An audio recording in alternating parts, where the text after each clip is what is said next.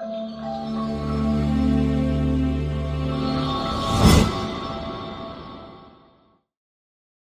everyone. Thank you for connecting with me today. I'm Cousin Carol from Ameritrain Mortgage Institute, back to share valuable information to help you pass the SAFE MLO exam. In this video, you will learn how to study the federal law section of the SAFE MLO exam. Before you begin studying, be sure to organize your course material in chunks or manageable components. You will want to arrange your study materials by the test content area list provided by the NMLS. For more details on how to do this, check out our video, 5 Easy Test Prep Techniques and How to Pass video. I'll add a link below so you can access it right after you finish viewing this video. The federal law portion of the exam is comprised of the federal mortgage laws, ethics, and uniform state content areas of the test outline. These 3 test content areas represent 53% of the exam questions. The remaining 2 content areas, general mortgage knowledge and MLO activities, represent 47% of the exam. This video will focus exclusively on the federal law portion that is weighted more heavily on the exam. There are 2 critical steps you need to employ before you begin studying. First, create a table with 5 columns and label each column with the following headings: acronym, name, reg, agency, key factors. An acronym is a word formed from the first letters of each word in a phrase or name. Acronyms are used to shorten long phrases or terms into shorter, easy-to-remember combinations of letters. Name refers to the complete name of the law being reviewed. Reg is short for regulation. You will need to learn which laws are also known by their regulations. Agency refers to the governing body that has responsibility for enforcement or carrying out the laws. Key factors are a couple of important aspects of each law you should remember. Now, create a row for each federal law and complete each column. Here's an example of what that would look like. This law is the Alternative Mortgage Transaction Parity Act. The acronym is AMPTA. It is Regulation D. The Consumer Financial Protection Bureau, CFPB, is the agency responsible for enforcing this law, and several important factors you should know about this law are listed.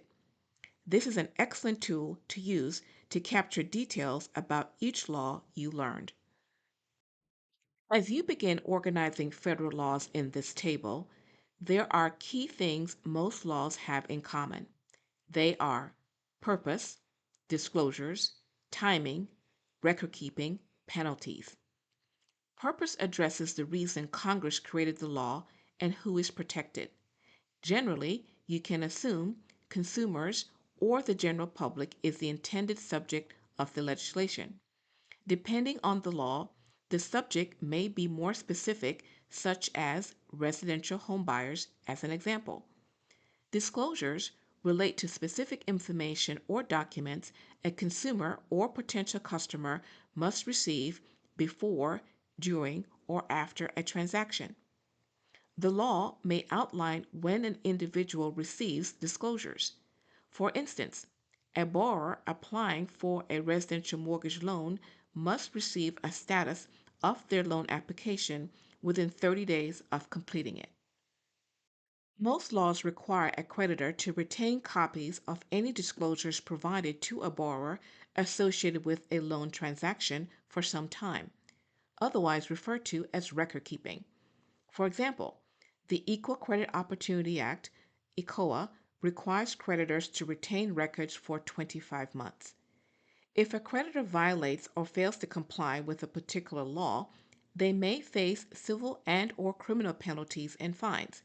For example, if a creditor violates Section 8 of the Real Estate Settlement Procedures Act, RESPA, they will be subject to a $10,000 fine, 1 year in prison, or both. Let's assume you have captured details of each law you learned during class and you are now ready to go to the next step, which is the retention of what you learned. This is where the rubber hits the road, so to speak.